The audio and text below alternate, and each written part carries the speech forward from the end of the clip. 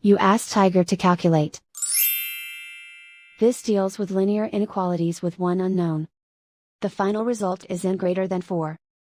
Let's solve it step by step. Group all constants on the right side of the inequality. Subtract 14 from both sides.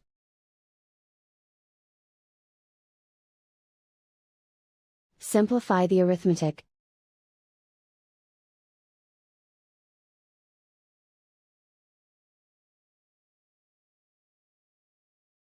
Isolate the n.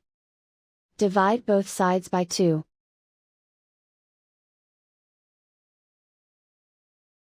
Simplify the fraction.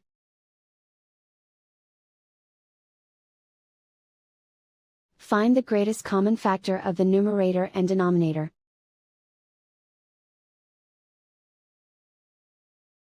Factor out and cancel the greatest common factor.